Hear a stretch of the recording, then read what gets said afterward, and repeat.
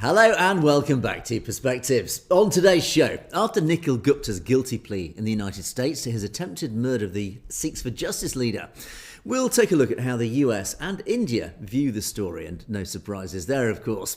The 40th anniversary commemorations of the murder of 4 Sikhs in Nakodar back in 1986 is actually really gathering pace, with events from California to Punjab being held. Well, as they say, Sikhs never forget, and we'll take a look at some of those events taking place. Meanwhile, in Canada, police warn elderly Sikhs that they're becoming the target of criminals preying on them near the Gurdwaras. And in Punjab, the senior US military officials, or a set of US military officials, meet with Indian Army's Western Command near the Pakistan border. What actually does this mean for regional geopolitics, but more importantly, for khalistan?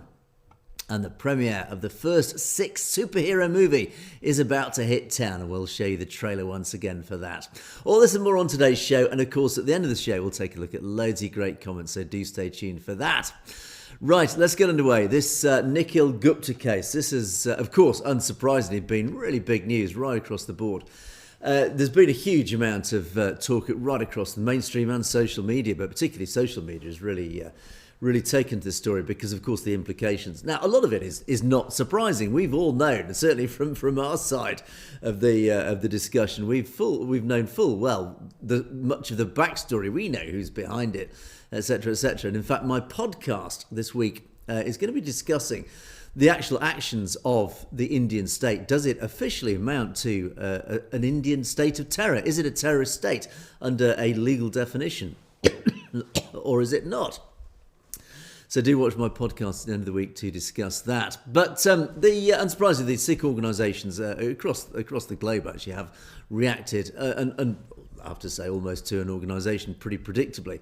But excuse me, the one I'm picking on today, the Sikh Coalition, they, of course, probably the most relevant one, and their reaction is, again, unsurprisingly, predictable in many ways, but it does say, of course, all the right things. It did remind us that an Indian national by the name of Nikhil Gupta, excuse me, and alleged arms and narcotics trafficker, so of course it does refer to charges actually placed against him even in India that have been alleged.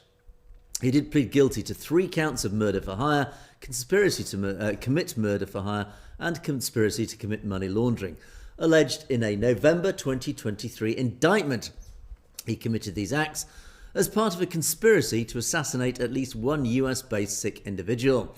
So the Sikh Coalition, in response to this, they've made a statement to say that his guilty plea, it is the first significant step towards justice that we've seen since the plot to assassinate Sikhs on US soil was revealed more than 2 years ago. Of course, at the head of that was Justin Trudeau, who actually stood up in the Canadian Parliament and said, "We have credible evidence." So that was really when this ball started rolling. As important as this development is, however, they do point out, it's equally critical to recognise that he was not alone. Of course, this really is the story. In the words of the FBI, Gupta acted at the direction and coordination of an Indian government employee. That is a very loaded statement. So it is the FBI themselves that pointed out to the fact that he was just a gun for hire, but it was actually acting on behalf of a government employee of India. Now, again, the words are chosen very carefully here, and particularly by the FBI. They haven't said the Indian government or the Indian state. It's just an Indian government employee. Read into that as you will. It's just a factual statement. But ultimately, it is the implication. The real question, of course, is did that Yadash, who he was reporting to, this government employee, was he acting under the orders of higher-ups, people like, of course, Ajit Doval, etc. That's the big question. Anyway, so the Sikh Coalition continue to say, speaking on Gupta's plea, US Attorney Jay Clayton wrote that our message to all nefarious foreign actors should be clear. Steer clear of the United States and our people. This strong stance is correct, and it must apply to any senior officials in the Indian government who were aware of, aiding or directing the campaign of violence against Sikhs. So again, the US Attorney General, Jay Clayton, he said, look, the message to foreign actors, obviously India in this case, is don't undertake your nefarious activities on our soil. In other words, don't interfere in our social affairs in any way, shape or form. But again, it doesn't specifically name the Indian government. It's just foreign actors. So again, the word's very clear. And then it continues to finish off, say, we need concrete and high-level action to clarify to India, along with allies and adversaries around the world, that the US government will not tolerate transnational oppression, nor the infringement on sovereignty and national security that it represents. So yeah, again, pretty predictable stuff. But really what really matters, and the key story here, of course, is where is the evidence that the Indian government were behind this? And of course, there is no concrete evidence because of course, in this whole plot, in this whole chain of orders, and we do assume it probably has come from the very top of the Indian government by that read Narendra Modi and Ajit Doval, his national security advisor. It is very clear that there will be all sorts of fire breaks from Modi and Doval all the way down to Nikhil Gupta. These fire breaks, these are basically all the different layers that create breakable points where the evidence chain breaks. In other words, plausible deniability is the usual term. In other words, that each layer can say, wasn't me, where's the proof? Because, of course, somebody's hired somebody who's hired somebody who's hired somebody. And it's very difficult for law enforcement, like the FBI, to actually come up with concrete evidence that links this guy, Nikhil Gupta. Well, they've definitely linked him to Yadav. But the question is then, does it go higher and higher up the chain all the way to Ajit Doval and to Narendra Modi? And as you'll hear in my podcast at the end of this week, we draw examples like Russia, China, North Korea, who have undertaken similar sort of acts of transnational oppression. And again, in those cases, we call these nations out quite publicly. Our governments say, oh, these actions of North Korea or China or even Saudi Arabia or Russia, these are the actions of a terrorist state or a state running out of control. We're not afraid of calling Putin out as a terrorist. And yet they're doing exactly the same thing. And we have no concrete evidence that Vladimir Putin murdered, for example, Litvinenko or these other dissidents through the various poisons, Skripal, etc. We don't have the concrete evidence to lay the blame at the foot of the door of Vladimir Putin. Yet our governments are immediately straight on the mainstream media to say Vladimir Putin is basically a terrorist, is essentially what they're saying in all but those single words. Yet we don't do the same with India. And exactly the same evidential basis. We don't actually have the same concrete evidence, but the evidence is on the ground that is absolutely unambiguously pointing in one direction. Again, it's double standards on behalf of our government. So these appeals, certainly from the Sikh organisations and indeed across the wider society, saying, why are we not calling out the Indian government for this? Why are we not holding up the Indian government to account for this and to explain themselves? Justin Trudeau actually has been the only leader who's done this. Anyway, go figure. But I also wanted to compare and contrast. I thought it was worth having a look at Indian media. Now, of course, the Godi media, sort of ignoring this. I mean, they sort of reported it in the usual sort of bombastic layers of rhetoric. It's almost pointless sort of even showing it. But the one I normally go to is the Times of India. The Times of India is very insidious. I have to say I quite like the Times of India. It's a very good news outlet to get a sort of feel of what's going on in India in many ways. And it has this sort of portrayal of impartiality. The Times, it's like the Times of London, which actually is a little bit more impartial, slightly left-wing, but anyway.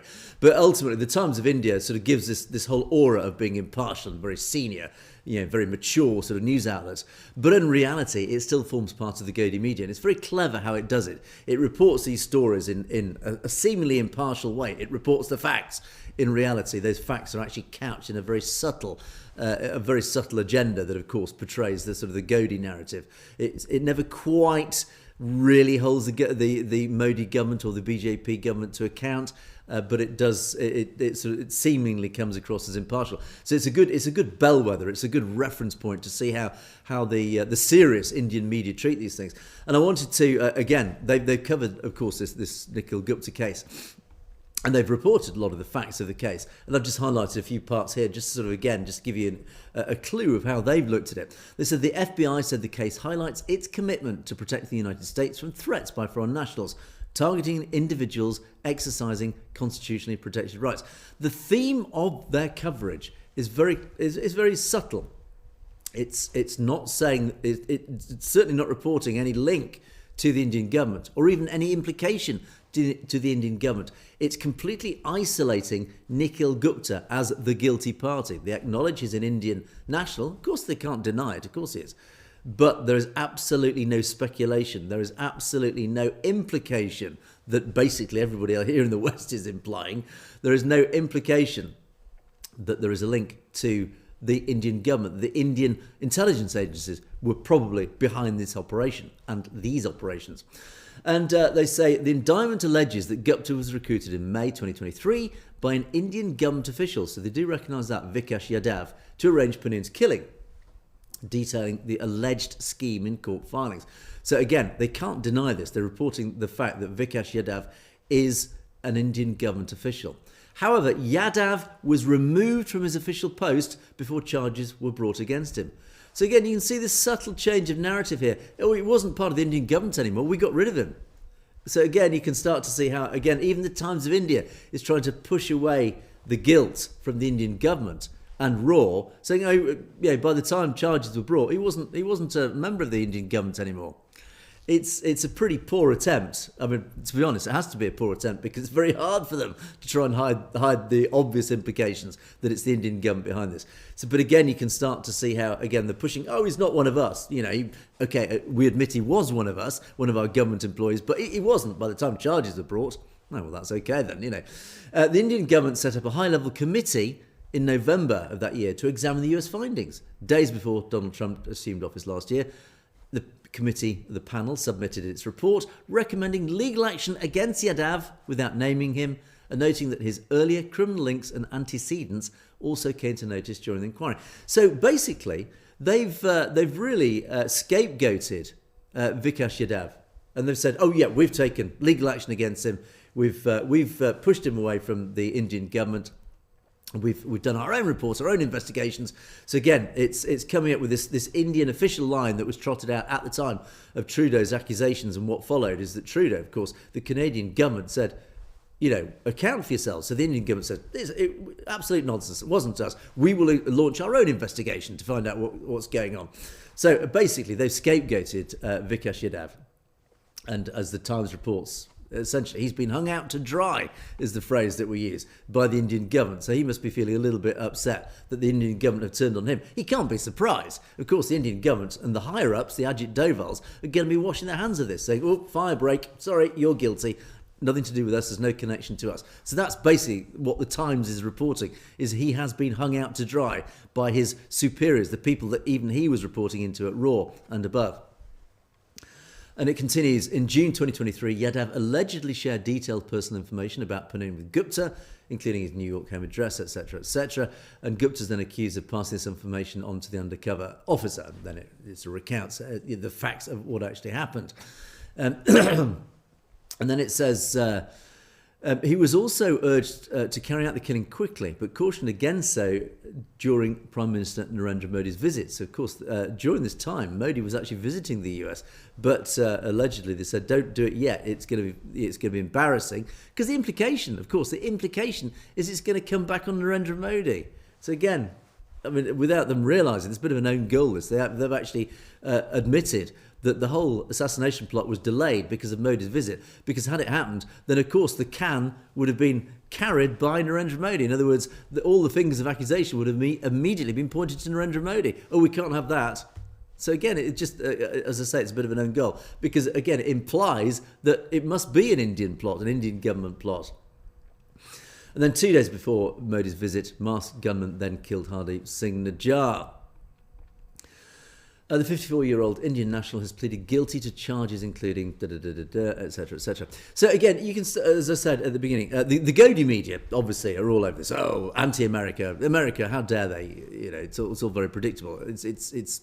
I mean, forget it. There's no point even talking about it.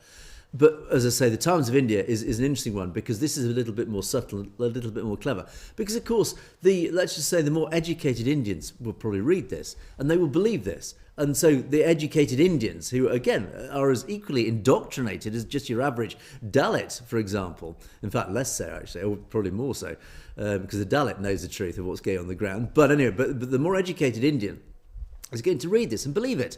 And of course, as I say, the agenda is very subtle. It's very nuanced. It's, the Indian government have done nothing wrong. We've investigated ourselves. How dare this former employee of the Indian government go about going off like a maverick, killing foreign nationals. We won't stand for it, etc., etc. So, but in truth, of course, this conspiracy goes all the way up the chain to the highest level. So, anyway, so there's a little bit of backlash and a little bit of backwash, let's call it, from the Nikhil Gupta case.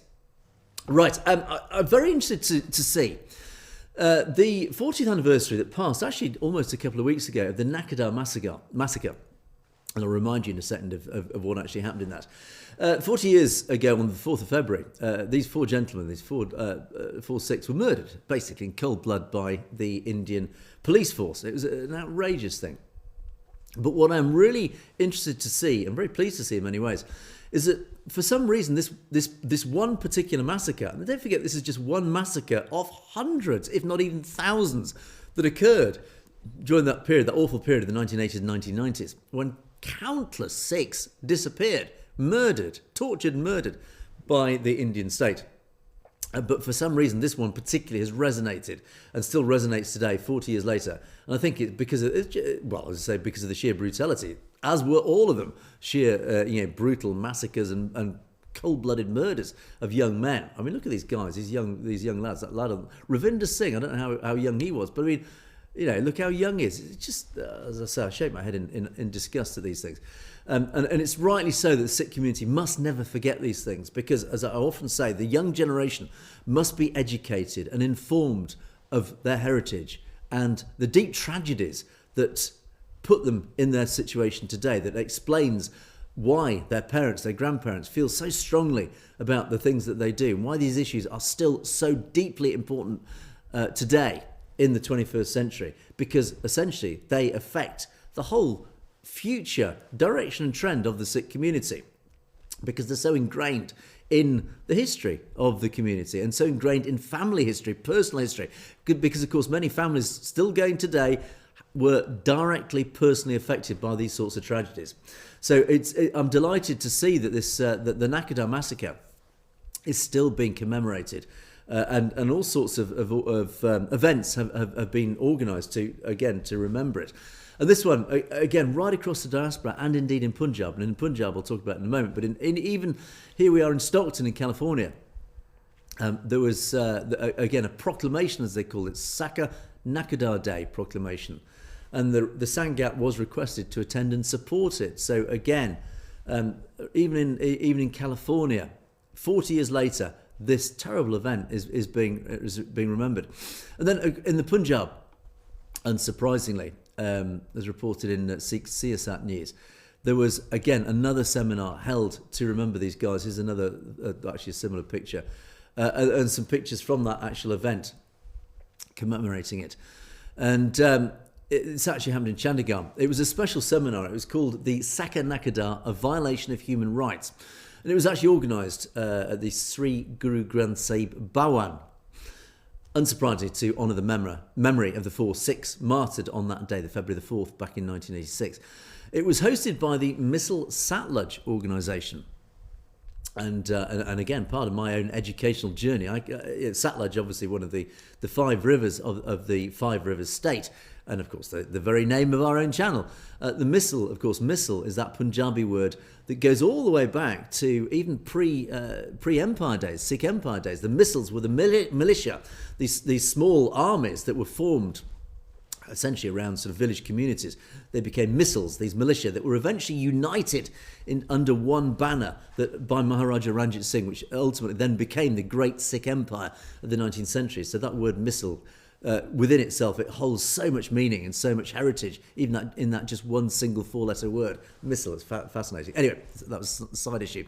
But anyway, this Misl Satluj organisation hosted this event. And it had a great turnout, apparently, from legal scholars, students, intellectuals, right across the board. And prominent speakers who addressed the gathering included Justice Ranjit Singh. He was the chairman of the Punjab Human Rights Organisations, advocate Rajwinder Singh Bains, and advocate Jaspal Singh Majpur. And then the many speeches that they gave, they emphasised that this event back in 1986. It was, in other words, a gross violation of human rights. And I think that's an understatement, and that's very diplomatic language to describe it. And they actually highlighted the fact that even 40 years later, justice remains elusive for the victims' families. And even one of the fathers of one of the shaheeds, one of the martyrs, Bhai Ravinder Singh Litran, his father, Bapu Baldev Singh, he was there as a special guest. And you can imagine how tragic it was even for the father to lose his son in this terrible massacre. And he, likewise, in his speech, he stressed the collective responsibility of society to keep historical truths alive for future generations. So even he absolutely reiterated what I've just said, is that we must keep the truth alive. We must not let this truth be buried by the Indian state, much as they're trying to do so. The Punjab government, the then Punjab government, actually back in the 1980s, formed the Justice Gurnam Singh Commission to investigate this incident at the time. Now, one part of that report was tabled in the Punjab Assembly last year, and the second part remains missing from government records. No, the father of the Shaheed said that. So again, it's just more evidence of the Indian state basically trying to hide the truth. Now, again, the event criticised the current administration, unsurprisingly, noting that the government has promised a thorough investigation and strict punishment for the culprits prior to the elections. No concrete action has ever been taken. It was also noted that the Shiromani Akali Dal was in power, interestingly, during both the second Nakodar incident and the subsequent Bargari sacrilege cases. So again, the finger of sort of accusation is still pointing at the Shiromani Akali Dal, saying, you were in power during these events, what did you do about it? And again, as we've often alluded to, the Shiromani Akali Dal has been deeply infiltrated by the RSS. So in other words, don't hold your breath if you're expecting justice to ever be pushed by the Shiromani Akali Dal. And during this event, it was concluded actually by Ajay Pal Singh Brath. He's the president of Misl Satluj. And he gave a great speech, thanking obviously all the speakers and the attendees. But he reaffirmed the organisation's commitment to continuing the legal and democratic struggle to push for justice for the Shaheed's families. And so again, they're not going to let it go. They're not going to let it lie. And I think it's really interesting that even 40 years later, the momentum is rebuilding once again. It's not going away. It's not just dying and fading away, as many of these sorts of things can do as generations die out. This thing is actually getting bigger and bigger every year. These events are actually commemorating it, are actually building up a momentum. And again, it's reminding the young, but not just the young, it's telling the world, this is what we suffered. This is why we are pushing for Khalistan, because we still are not getting justice. Even 40 years later, the guilty are still walking free. Those who haven't died of natural causes and got away with it in the meantime, is that we still haven't got justice, and we will only ever get justice, or at least escape from events like these, massacres like these, once we have Khalistan. And just to remind you, and I just want to quickly just reiterate the horror of this event. Again, just for those of you who might not be aware or missed my show on the 4th of February when we commemorated this ourselves, I want to tell you what actually happened. It was basically, it was the most chilling example of state-sponsored violence and subsequent decades, of course, of judicial obstruction. So the story was 4 young Sikh activists who were murdered by Indian security forces in Nakodar, in Jalandhar. And they were, at the time, peacefully protesting the desecration of the Holy Scriptures, the Sri Guru Granth Sahib Ji.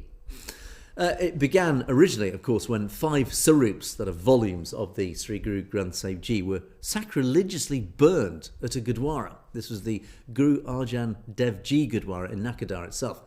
So after that sacrilege, that beadbi, a peaceful protest took place, and it was organised to collect the damaged sarups for a respectful cremation.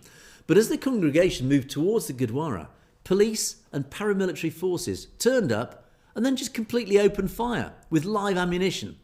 No provocation, just literally pulled up their weapons and started firing into the protest. As a result of that, 4 young men, Bhai Ravinder Singh Litran, Bhai Harminder Singh Sham Churasi, Bhai Baldir Singh Ramgar, and Bhai Jalman Singh Rajuel Guraya, those 4 gentlemen you can see on screen, they were shaheeded. Eyewitness accounts and subsequent investigations revealed that some of the victims were shot at close range, but also one of these guys was allegedly executed after being taken into custody. Apparently the story goes that he did survive the initial shooting, was dragged away, and then was basically shot at point blank range later in the police station.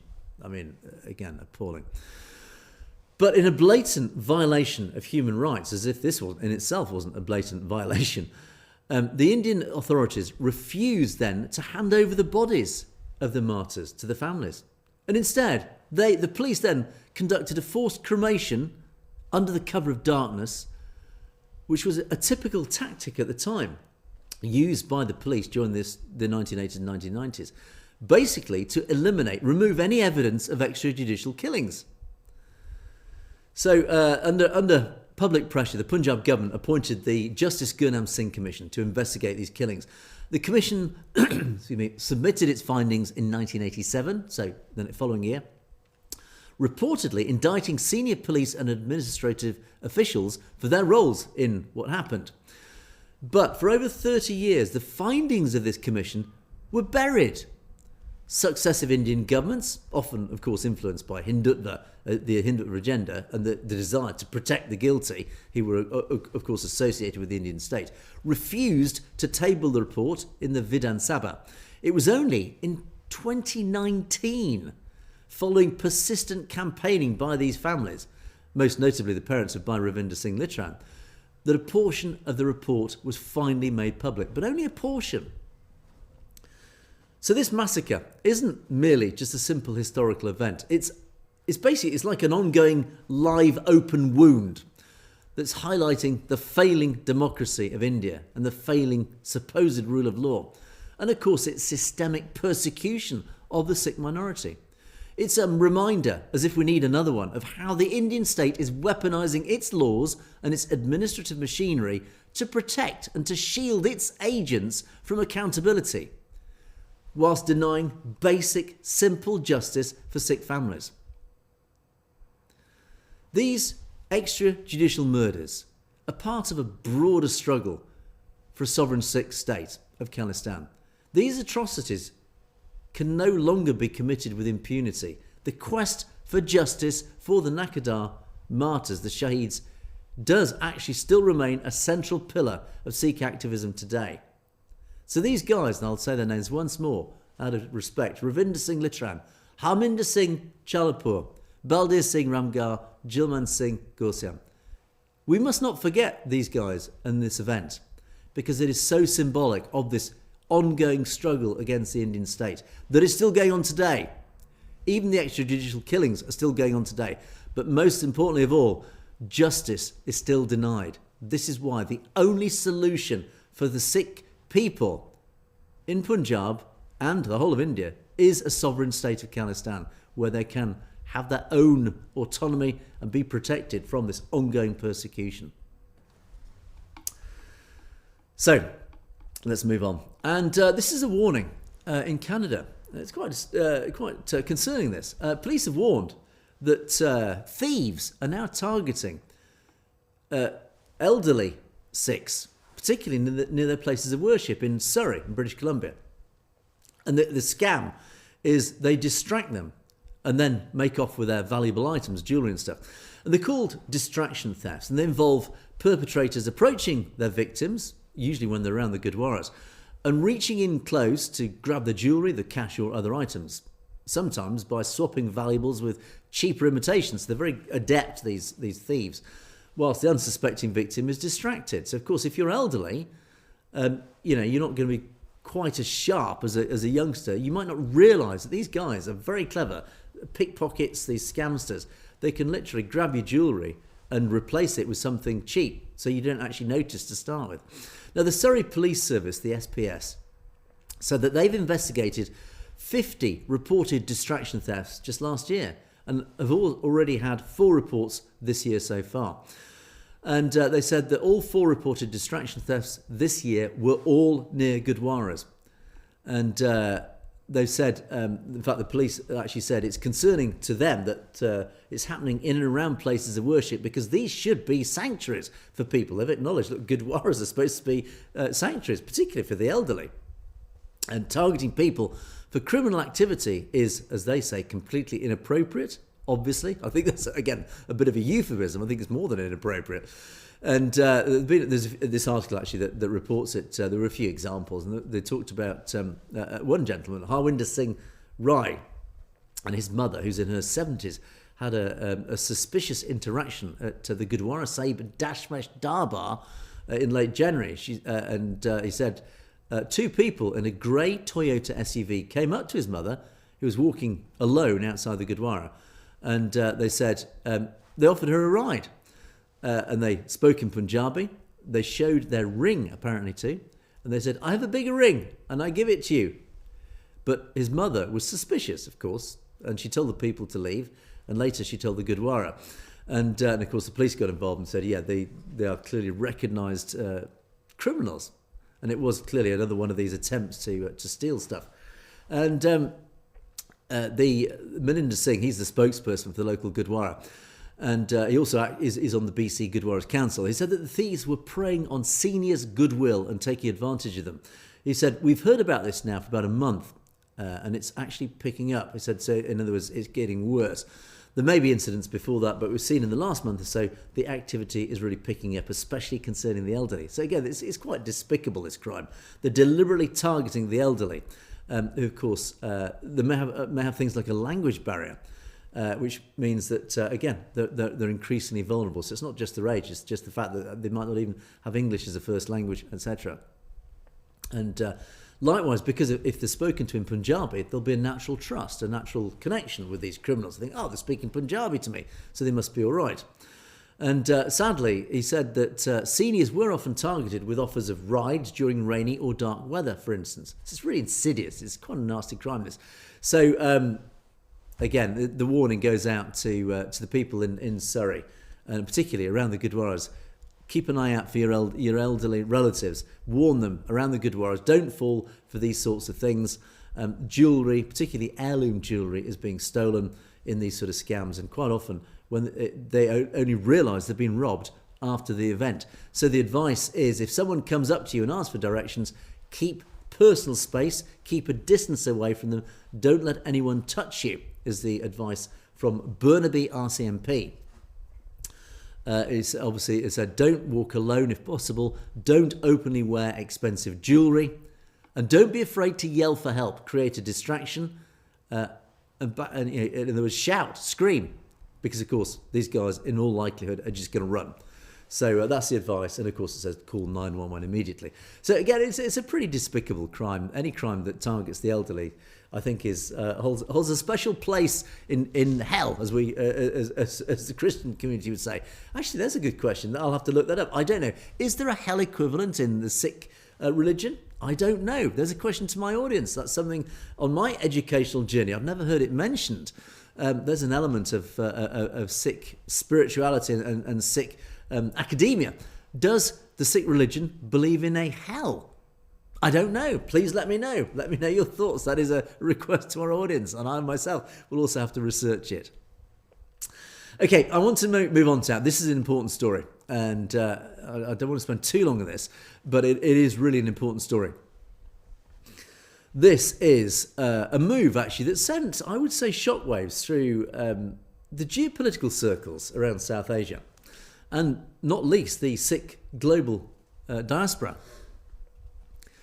The new US ambassador to India, a guy called Sergio Gore, accompanied by the commander of the US Indo-Pacific Command, a guy called Admiral Samuel J. Paparo, visited the headquarters of the Indian Army's Western Command in Chandimandir a couple of days ago.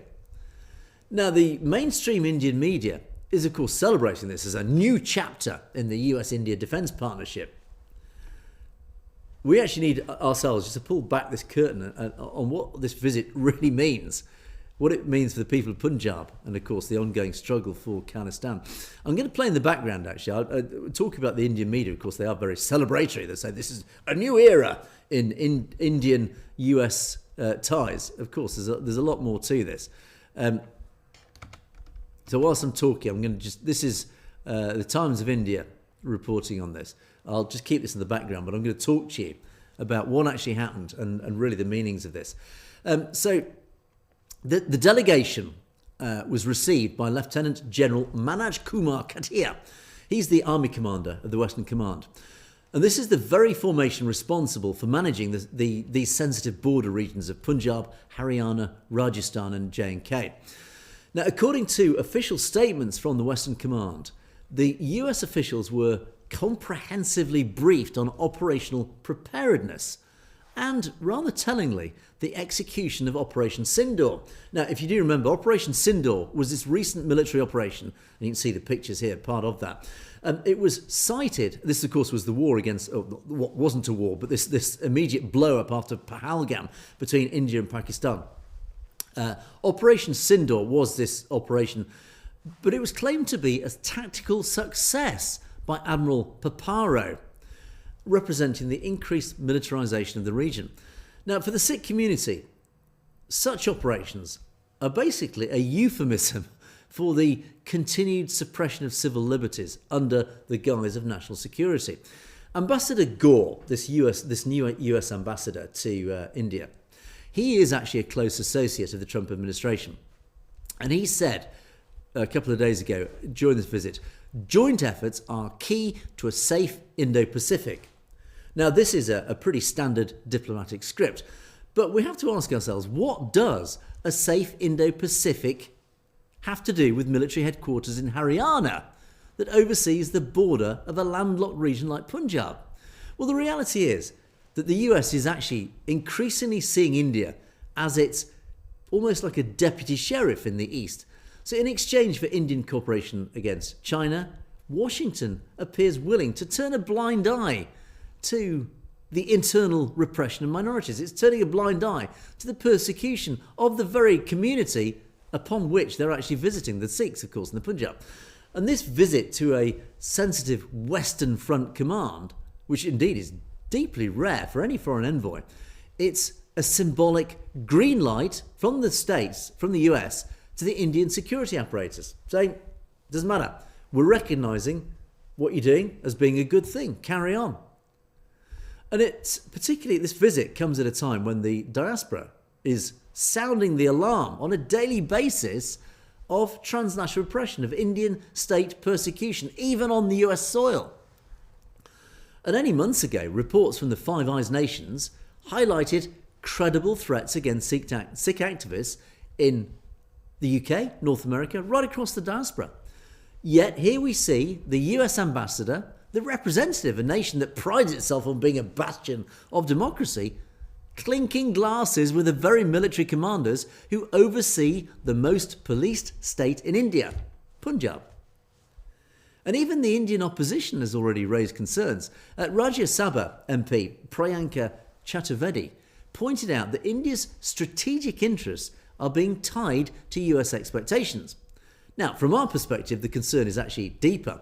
When the US boost the Indian military's nation building and regional stability efforts, what they're doing is they're basically subsidising the infrastructure, this same infrastructure that is used to monitor, to detain and silence Sikh activists. So they're basically helping the Indian state and supporting the Indian state to persecute Punjabi Sikhs. Now, for those obviously campaigning for Khalistan, this alignment, this military alignment, is actually, unfortunately, a bit of an indicator of many obstacles and challenges that are now being faced. The Indian state is leveraging its major defence partner status with the US to legitimise its heavy-handedness in Punjab. Just going to go back to this. There you go.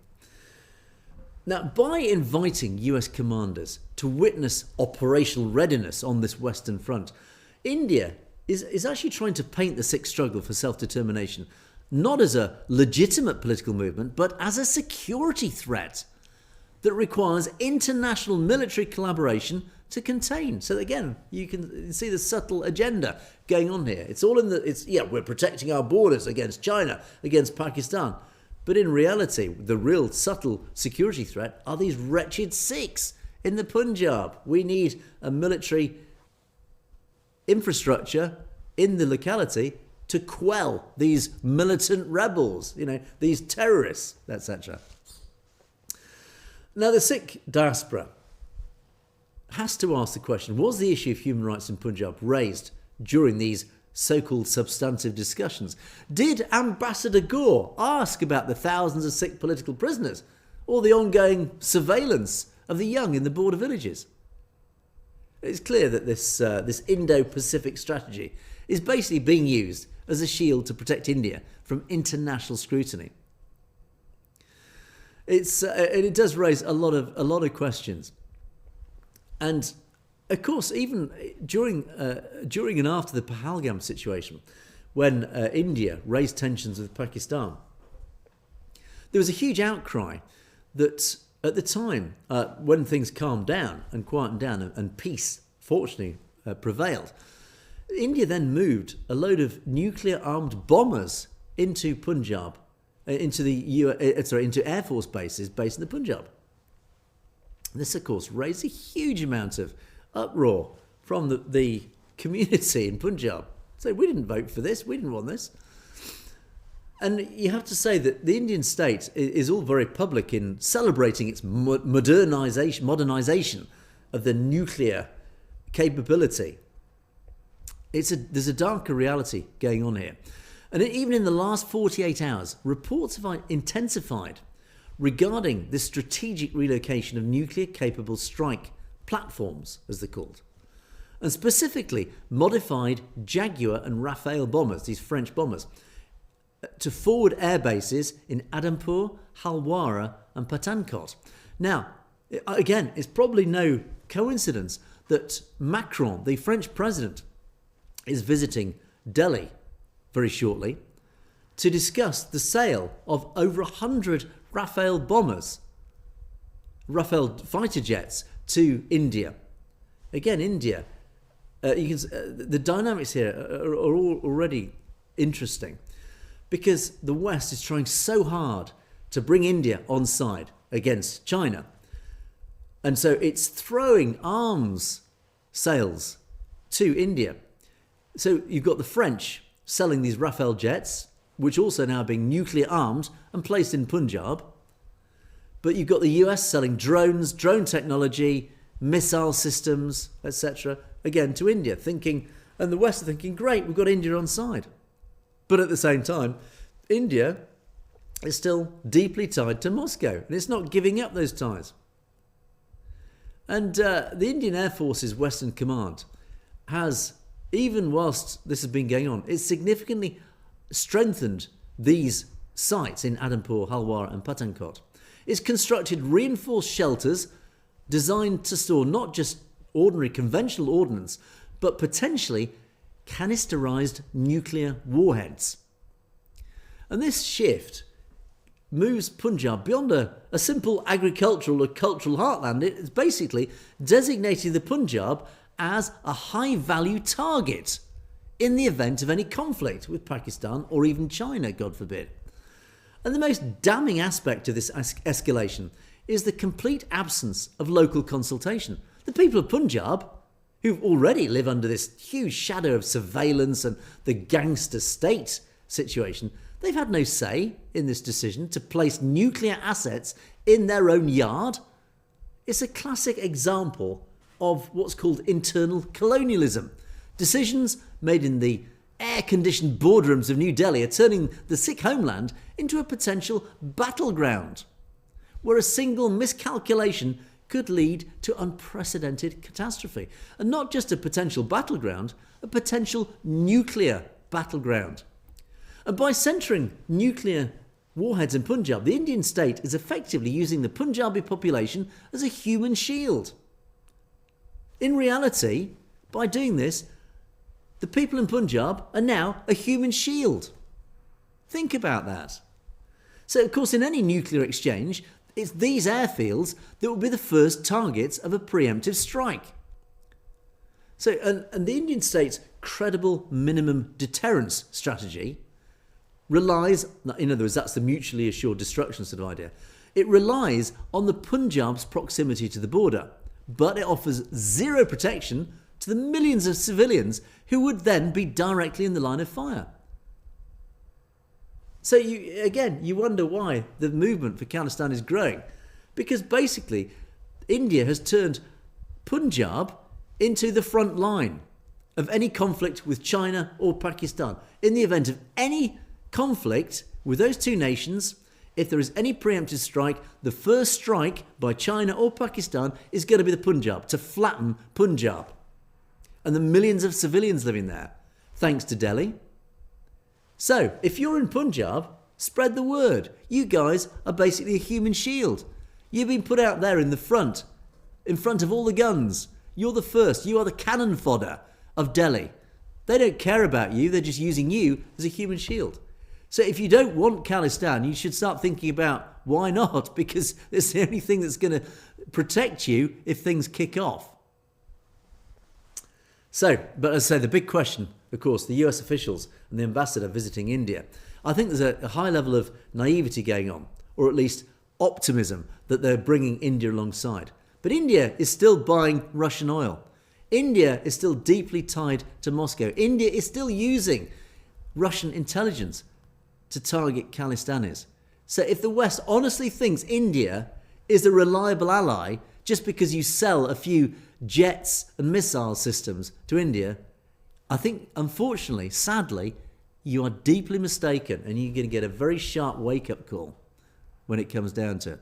So, as I said, the only solution for peace in that region and the only solution for a reliable ally in South Asia is the establishment of Khalistan. This is what the West and Western leaders need to wake up to. This is the only way that genuine peace can prevail in that region, and the only way the West will have a genuine, reliable beachhead in South Asia is to establish Khalistan. Simple. Right, time marching on. A quick one, a reminder. For those particularly in the UK, delighted to say the Ninth Master has its premiere. This is the first English language Sikh superhero feature film.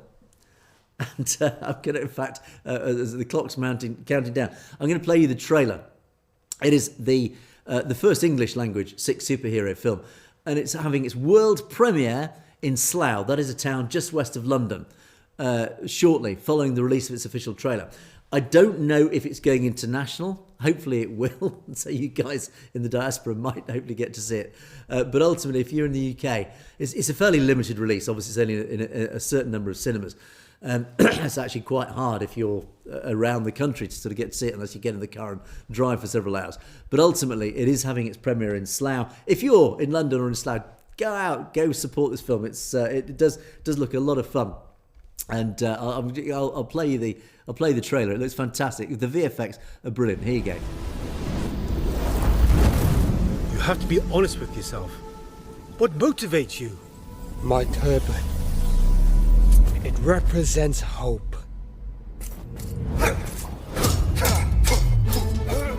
My people protected those who couldn't protect themselves. And I carry that bloodline. The bloodline of a Singh! The strength of the dark side is growing.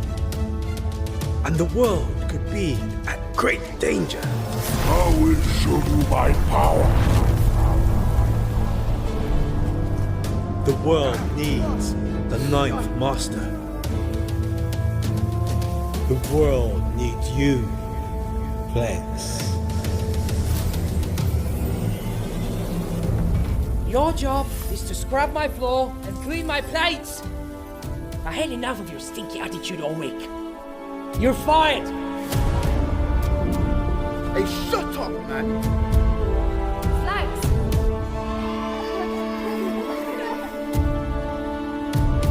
Once I raise the legendary sword and harness the power of the Ninth Master, we shall be woken back like heroes.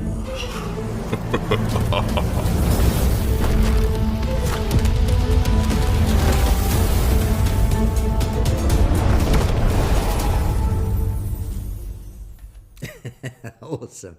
Doesn't that looks absolutely great? And if you're anywhere near a cinema, go watch it. I'd love to have been an extra in that film. It would have been a great film to be in. But anyway, so there you go. We now must, the clock's counting down, so I'm going to zip into the comments section. And Amrit Singh starts us off with, it appears this first time Sikhs might get justice since the British destroyed the Raj in Punjab. We will never forget. Absolutely, Sikhs never forget. So this is obviously referring to the 300 million person strike that potentially could grow momentum over time to fracture India into its constituent parts. Justice is just the big subject, and actually the theme of a lot of the comments in today's section, it really is all about justice, as they often are. Is justice delayed, justice denied? Will we ever see justice for the Nakodar martyrs? Will we ever see justice for those murdered in the 80s and 90s? Sadly, again, unfortunately, probably not, because the Indian state, as it stands, is too powerful. And they're never going to deliver up those guilty of all these sorts of crimes. And sadly, again, this is why Khalistan is the only solution. At least Khalistan, it might not be able to actually find justice for the guilty, though they will be long gone. But ultimately, it is all about sanctuary and protection. It means you cannot continue to persecute us. In other words, the only justice is going forward, in that is that you try it again, and we will deliver justice. But essentially, Khalistan will provide that sanctuary against injustice. That's really, I think, the key message there. TC and Stay Safe actually had again another long, interesting discussion. Actually, thank you guys for your interesting discussion. And again, I'll just flip through the sort of the salient points of this. TC actually, and this is all about being banned on YouTube and how on earth are we going to get the message across the people in the Punjab, particularly the people in India. Of course, as you guys know, we are banned in India, as indeed are many other channels similar to us. Any channel that advocates for Khalistan, any channel that really holds the Indian government to account is banned in India. And this, of course, is a problem. India ban it for a very good reason, a very simple reason, a very obvious reason. And in that the Indian government is an authoritarian government. It is an authoritarian government that does not believe in a free press. In any democracy, normal democracy, a government uncomfortably has to allow a free press. It must allow press that holds it to account. It must allow the press that can criticise it in any way, shape or form, as long as it's not breaking the law. It can criticise it. It can call it out every time it gets wrong. It can be rude about the government. It can say whatever it wants. That is the essential part of a democratic country, where the press can say basically whatever it wants as long as it doesn't break the law. And it can hold the government to account. And this is how things operate in a free country. India does not do that. It closes down any media that is too critical of the Indian government. It closes down any media and social media accounts that it feels is a threat to the Brahmanical control of India, is a threat to the ongoing push for Hindu Rashtra. And of course, that is what we represent. We represent, actually, ironically, we don't. I actually think the Hindu Rashtra is the answer. Because if the Brahmins and the Hindus get the Hindu Rashtra, they have no argument. They have no argument against Khalistan. It means they must allow Khalistan. If you can have your Hindu Rashtra, we can have our Khalistan. That's why actually I personally advocate for a Hindu Rashtra, because you have that, we can have Khalistan. Anyway, but so back to TC's comment. He's saying, look, can't we open a different channel? Can we have another YouTube channel that might not be blocked in India? Because, of course, because we are so openly pro-Khalistan. How do we bypass this? Believe me, I've been discussing at length for the last few years with the whole team. How do we bypass the Indian firewall? How do we grow our audience in India? And setting up new YouTube channels, unfortunately, TC doesn't achieve that, because any time we mention Khalistan, any time that we show a narrative that goes against the Godi media narrative, we'll just get closed down. India is quite brutal about this. The only way is actually, sadly, through VPNs. These ways to tunnel through the firewall, the Great Indian Firewall. It's like China. China has the same. I've been in China. I couldn't even get the BBC when I worked in China because of the Great Chinese Firewall. Now, China is universally acknowledged as an authoritarian rule. So why aren't we universally acknowledging India as an authoritarian regime? Because you go to India, I can't access Satluj or any other channels like us that advocate for Khalistan. And interestingly, I didn't realise this until yesterday, the Supreme Court in India has actually ruled that campaigning for Khalistan publicly is not a criminal offence. If you're violent, obviously it is, but peaceful demonstration for Khalistan, as ruled by the Supreme Court in India, is not illegal. And yet the Indian state ignores that ruling by the Supreme Court, and they've overruled it effectively through political force. Again, authoritarian regime that's weaponising both the law, the judicial system, etc.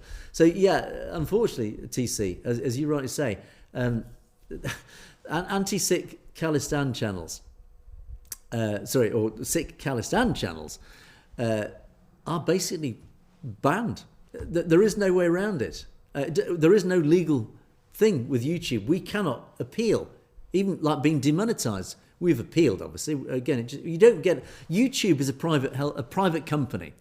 It can set its own rules. If you don't like it, tough. There is nothing you can do.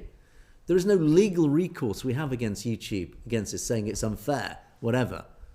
Because YouTube's saying, it's our platform, if you don't like it, leave. Sadly, it is the platform, or one of the main platforms. So we are stuck. If we are to reach our audience in Punjab, we have to find other means. So again, it's very much up to you guys. If you can somehow spread the word around India, particularly Punjab, use VPNs. Apparently, if you change your country settings in YouTube, you can actually get around that firewall, that great firewall. You can reach our channel. So, unfortunately, TC, if it was that easy, we would have found a way.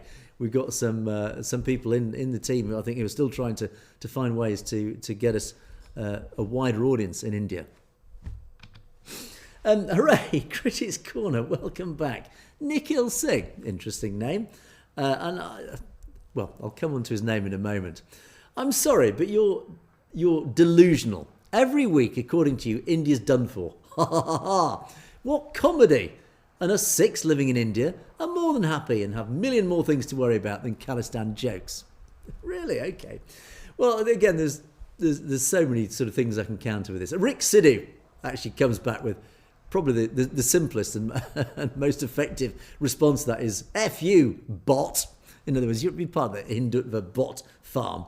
The name Nikhil Singh. I think it's interesting. You claim you're a Singh, but you use the first name Nikhil. If you were going to create an account in the last few days, I don't know how old this account is, maybe I should have checked, but if you're going to name an account in the last few days, you're going to pick a name that's very much in the news. Nikhil Gupta? Interesting. So again, one has to question the genuineness of this account. But you claim you're a Sikh living in India. That's the implication. And you've lots of things to worry about. Absolutely. Sikhs in India have an awful lot to worry about. The drugs problem, employment problems, pollution, persecution, extrajudicial murders. Yes, you absolutely do have a lot to worry about. And why do you think you have to worry about that? The very reason that we're talking about. This is why India needs to break up. This is why, if you are a Sikh living in Punjab, you need to wake up. If you can't see the bars of the prison that are around you, then you really are a lost cause. Because if you don't realise that you are basically living in an Indian prison, you don't set the rules. You don't control your own life. Look around you. Who is controlling your life? It's not you. It's not even your local leaders. It's Delhi. It's the Brahmins. You are a prisoner of the caste system as much as a Dalit is. You're a prisoner of the caste system. Anyway, but as Rick City says, more likely, you're just a bot. But anyway, Nikhil Singh, thank you for your comment. And ultimately, all I would say is, laugh now. But the Soviet Union fell, and who would have said, even 3 months before the Berlin Wall fell and the Soviet Union collapsed, even weeks before that happened, anybody would have laughed at you saying the Soviet Union is about to fall apart. So laugh all you like, but it's coming whether you like it or not. And Kuldeep Singh Bangdu says, look, don't worry about these people. We listen to you on a regular basis. Thank you. A lovely comment that was. I don't mind. I love these comments. I love these critical comments. I love Critics Corner. It's always a great laugh when these appear. And I do encourage our critics to make an appearance at Critics Corner, because I love a bit of banter with you guys. We do actually have a few regulars who haven't been on for ages, which is sad. But anyway, but yeah, Kuldeep's comment is really nice. Say that don't ignore these dissenters.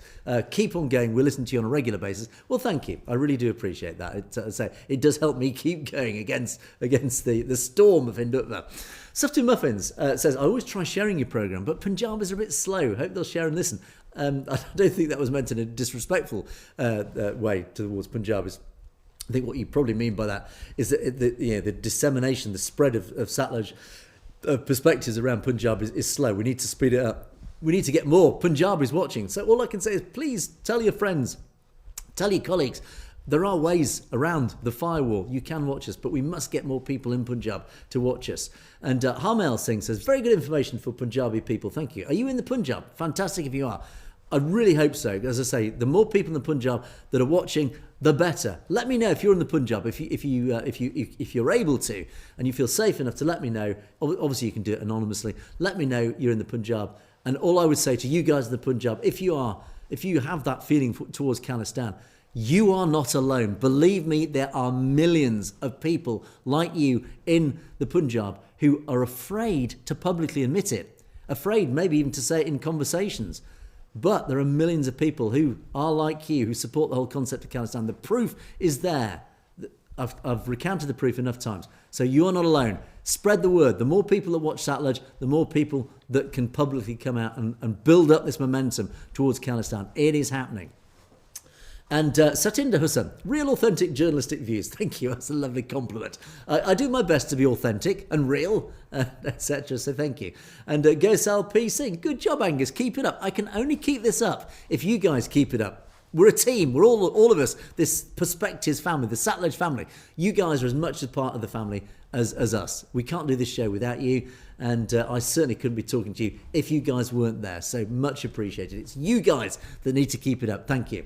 And SSKK, thanks Angus, I love and trust your show, thank you. Well, likewise, I send it back. And you miss James too, as indeed do I, as do many of us indeed. So we're sending our big regards out to James. And Satinder Hassan comes back, your dedication is highly admirable, thank you. That's just part of why I'm here. And God bless you, Angus. Khalistan Zindabad from Ragbir Singh. Well, no, God bless my audience. That's what I would say. And the final sign-off, of course, goes to Bikajit Singh, Harjinder Singh, Kurt Pal Kang. Khalistan Zindabad. Indeed, absolutely. Khalistan Zindabad. Thanks to all of you who've contributed to the comments column. Thanks for all the comments. There have been some lovely comments. Really much appreciated. Do let me know your thoughts on the stories that we've covered. Do let me know anything that you'd like me to cover. Thank you to those guys, those of you who've emailed me. Much appreciated. I do read all your emails and I do follow the links that you send. All very much appreciated. Quite often they don't make it into the show for various reasons like priorities, etc. But I do appreciate all the links that you send them to me. So thank you for those. But that's it for another day. We are over time as usual. I'll wrap things up and we will see you, God willing, tomorrow. Thanks for watching Perspectives and have a great day.